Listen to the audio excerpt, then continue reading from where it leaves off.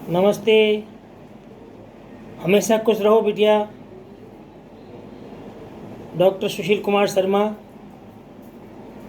Ayurveda faculty, अष्टांग हृदय, ज्योति women's विद्यापीठ, जयपुर।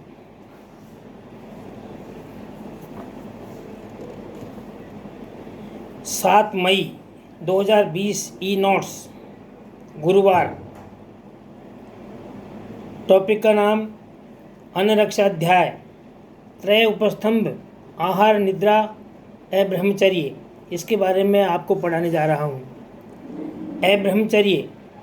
ब्रह्मचर्ये रते ग्रामे सुख निष्प्रह चेतस है, निद्रा संतोष तृप्तस्य स्वयं कालम नाति वर्तते।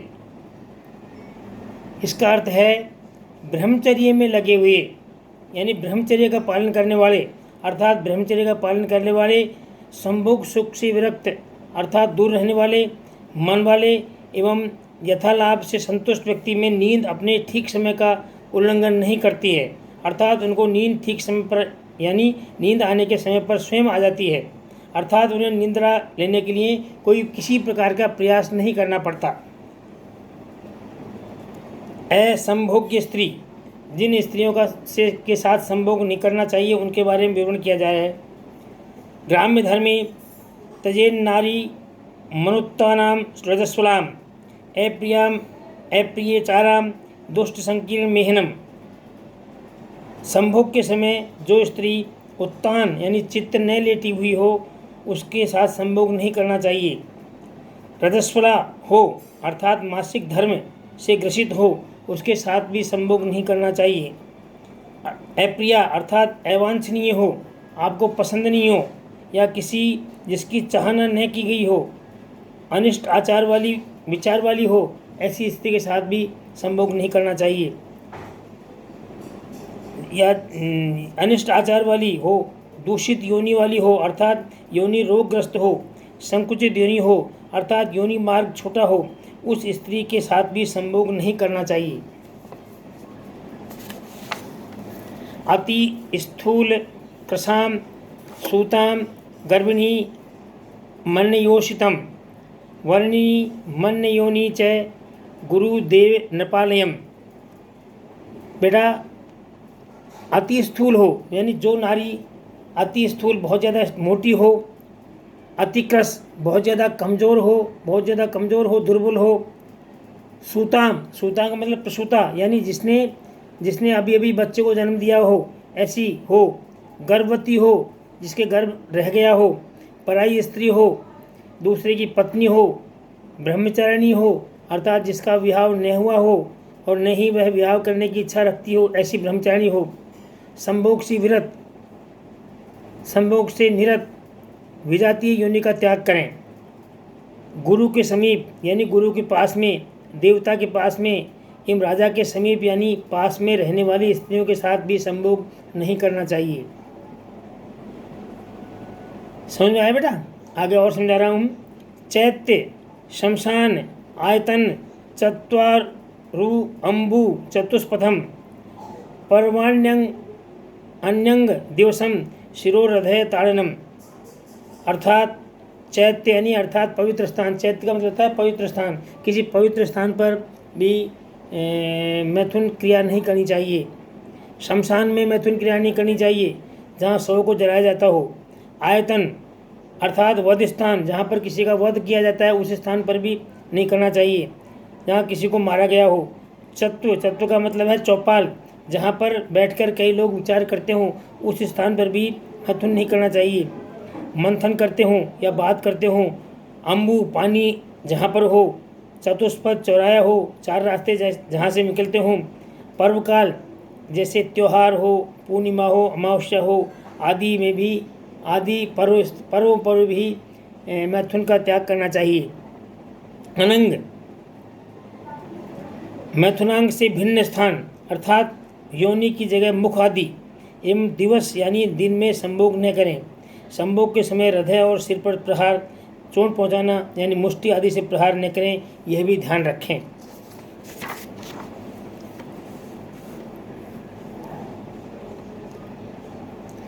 अत्याशितो अधृति क्षुदान दुस्थितांग पिपासित है बालो वृद्धो अन्य वेगार्थ तजेद रोगी च मैथुनम। आगे लिखा है बेटा कि अत्याशित धृति, अत्याशित का मतलब है अत्यधिक भोजन करके, अत्याशित यानी अत्यधिक भोजन करने के बाद भी मैथुन कार्य नहीं करना चाहिए। अधृति अधीर होकर, अधीर होकर मैथुन नहीं करना चाहिए। क्षुदान यानी बहुत ज़्यादा भूख लग रही हो, ऐसी स्थिति में भी मैथुन नहीं करना चाहिए। दुखितांग अर्थात शरीर को विषम स्थिति में रखकर भी मैथुन का कार्य नहीं करना चाहिए।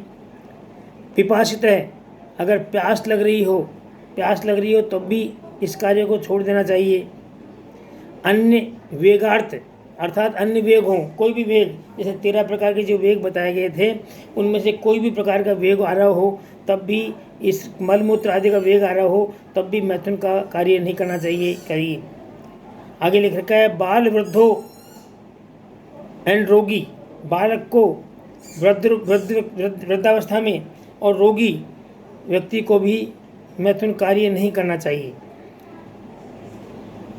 स्त्री प्रसंग का समय, अब स्त्री प्रसंग का समय क्या है इसके बारे में लिखा है इन्होंने कि सेवते कामतः काम, सेवते कामतः कामम तृप्तो वाजी कृताम हिमे त्रया वसंत सर्दो पक्षाद वर्षा निदा भयो। इसमें इन्होंने ये लिखा है बेटा कि स्त्री प्रसंग कब करना चाहिए, किस समय करना चाहिए। हिमे, हिमे अर्थात शीतकाल में, हिमे लिख रखा है ना, वाजी कृताम हिमे, हिमे का मतलब शीतकाल में।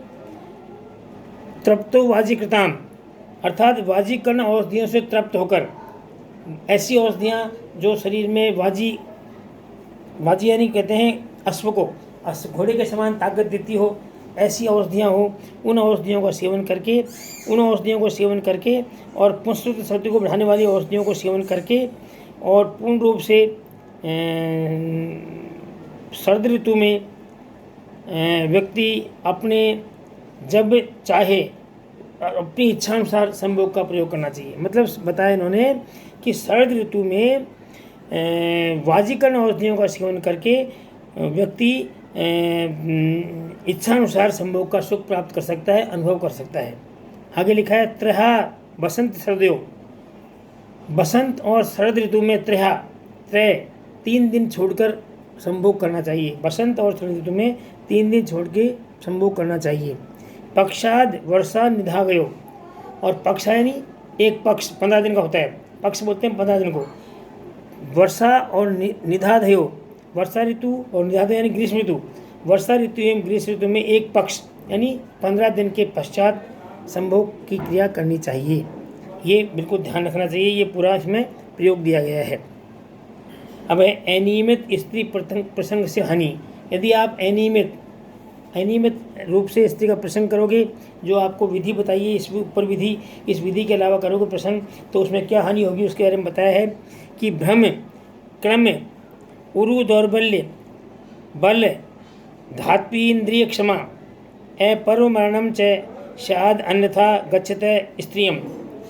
इन्होंने ये लिखा है इसमें कि क्या लिखा है कि शाद अन्यथा गच्छते स्त्रियम, अर्थात उपरोक्त नियम, जो ऊपर नियम दिया गया है कि शरद ऋतु में जब इच्छा हो जब मैथुन करें, बसंत और शरद ऋतु में 3 दिन के अंदर, और ग्रीष्म और वर्षा ऋतु में 15 दिन के अंदर जो नियम बताया गया, उस नियम के विरुद्ध अगर कोई काम करता है, शायद अन्यथा गच्छते स्त्रियम, यानी अर्थात उपरोक्त नियम के विरुद्ध मैथुन करने पर क्या होगा, उसको भ्रम क्लम उरु दौर्बल्य, भ्रम यानी उसको चक्कर आएंगे, क्लम यानी थकावट आ जाएगी, उरु दौर्बल्य का मतलब जंघों में शिथिलता, आपकी जांघों में शिथिलता यानी ढीलापन हो जाएगा। बल इंद्रिय, बल की हानि, इंद्रियों की हानि हो जाएगी, धातु क्षय हो जाएगा। और अकाल अपर्व मरणम च, अपर्व मरण बोलते हैं अकाल मरण, अकाल मृत्यु। और इस यदि वो नियम के अनुसार संभोग क्रिया को नहीं करेगा तो अपर्व मरणम यानी अकाल में मृत्यु हो सकती है। इसलिए संभोग का बिल्कुल नियम से पालन करना चाहिए। नियमित स्त्री प्रसंग से क्या लाभ है? आगे उन्होंने बताया नियमित स्त्री प्रसंग आप करोगे तो उससे क्या लाभ है, उसके लिए लिखा है इन्होंने कि स्मृति, मेघा, आयु, आरोग्य, पुष्टि, इंद्रिय, यशोबलय, अधिका मंद जरसो भवंती स्त्रीषु संहिता। जो नियमित स्त्री प्रसंग से क्या लाभ है इसके बारे में बताया है कि अधिक मंद रसो भवंती स्त्रीषु संयंता, यानी भवंती स्त्रीषु संयंता, यानी जो स्त्रियों के विषय में संयमी पुरुष है, जो स्त्रियों के विषय में संयमी पुरुष है उनको, संयमी पुरुष का मतलब जो संयम रखते हैं, जो नियम संभोग के बताए गए उन नियमों से संभोग करते हैं, उनके लिए बताया है कि उनको स्मृति, मेघा, आयु, आरोग्य, पुष्टि, इंद्रियों की शक्ति, शुक्र, यश और बल में अधिक होते हैं, ये इनको सब कुछ प्राप्त होता है। और मंद जरसो अर्थात जरा मंद हो जाती है। जरा मंद होने का मतलब है अर्थात उस व्यक्ति को बूढ़ा वृद्धावस्था देरी से प्राप्त होती है। ये इसके नियम है, ये इसका पालन करने से ये लाभ होता है। आगे है मैथुन के बाद सेवनीय पदार्थ। मैथुन करने के बाद क्या क्या पदार्थों का सेवन करना चाहिए उसके बारे में लिखा है।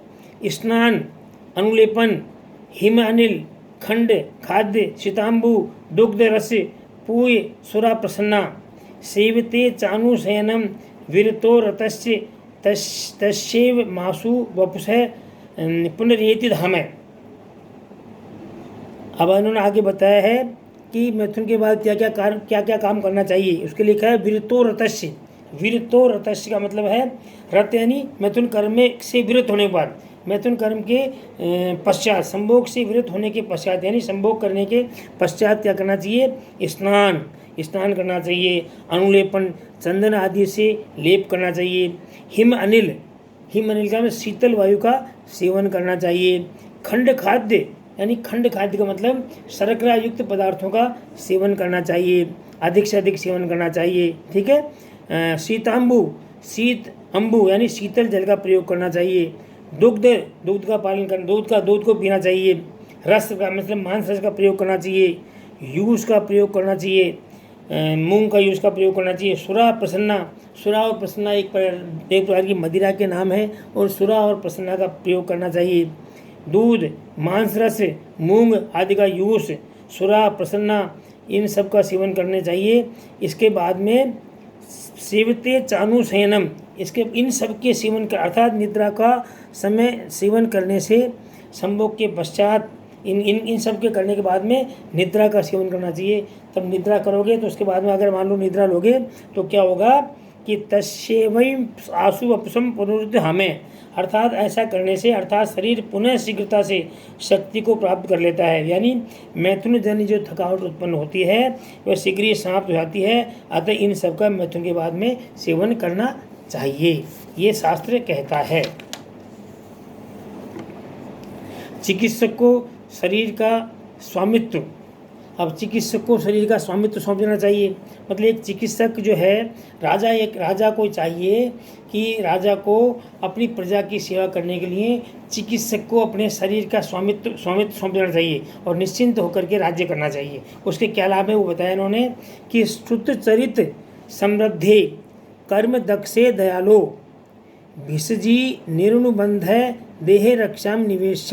मतलब शुद्ध चरित्र के समृद्धि का मतलब है जिस चिकित्सक को शास्त्र ज्ञान हो, जिस चिकित्सक को शास्त्र शुद्ध चरित्र, शुद्ध यानी शास्त्र ज्ञान को उसने में समृद्ध हो, शास्त्र ज्ञान को उसने पूरी प्रकार से ग्रहण कर लिया हो, ऐसे चिकित्सक हो। और आगे क्या लिखा है इन्होंने, कर्म दक्ष, जो कर्म में दक्ष हो। चिकित्सक का कर्म क्या है? चिकित्सा करना। जो सफल रूप से चिकित्सा करता हो, अपने काम में दक्ष हो अर्थात उपचार कुशल हो, ऐसे व्यक्ति। और आगे लिखा है दयालु, जो अपने काम में दयावान हो, मतलब गरीबों पर दया करते हो, गरीबों से ज़्यादा धन ग्रहण करता हो, ऐसे दयालु जो दयावान हो।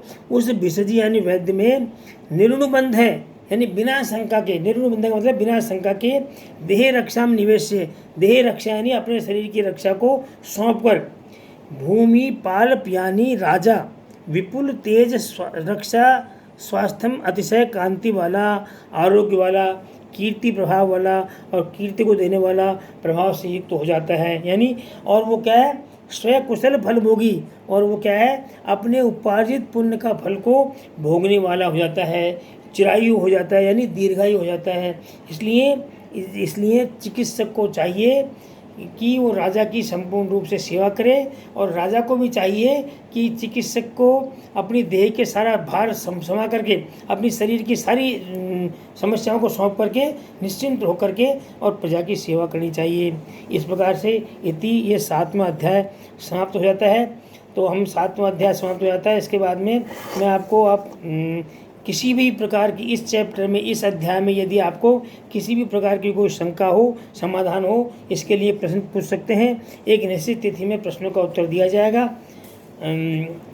This session powered by digital session 2 Jyoti Vidyapeeth women's university.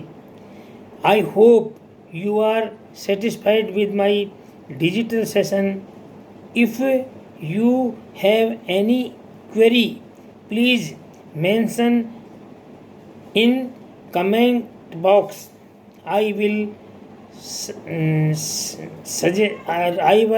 resolve it. मैं इसकी समस्या का समाधान करूँगा, ये मैं आपसे वादा करता हूँ। तो आप इसे ध्यान से पढ़िए। अब इसके बाद में मैंने आपके कुछ प्रश्न बनाए हैं, उसमें उन प्रश्नों को भी आप इसमें, इस चैप्टर के जो प्रश्न हैं उस प्रश्नों के मैं आपको बता देता हूँ। प्रश्न है, विषयुक्त अन्न का अग्नि पर पकाया जाए तो ज्वाला कैसी होती है। दूसरा प्रश्न है, विषयुक्त अन्न सेवन के बाद सर्वप्रथम कौन सी चिकित्सा करनी चाहिए। तीसरा प्रश्न है, स्वर्ण भस्म की मात्रा हृदय की शुद्धि के बाद कितनी मात्रा में देनी चाहिए। चौथा प्रश्न है, मैथुन के क्या नियम हैं, निद्रा की क्या आवश्यकता है। पांचवा प्रश्न है। छठा प्रश्न है, त्रय स्तंभ उपस्तंभ कौन कौन से हैं। सातवां प्रश्न है, अनिद्रा में सेवनीय पदार्थ कौन से हैं। आठवां प्रश्न है, संभोग के उपरांत सेवनीय क्या है। नौवां है, स्त्री के विधि पूर्वक सेवन के क्या लाभ हैं। 10वां प्रश्न है, विषक का महत्व क्या है। इस प्रकार से ये आपका 7वां अध्याय पूर्ण हो जाता है। और इसके आप कोई क्वेरी हो तो मेरे से अध्याय के बाद में पूछ लेना। Okay, thank you.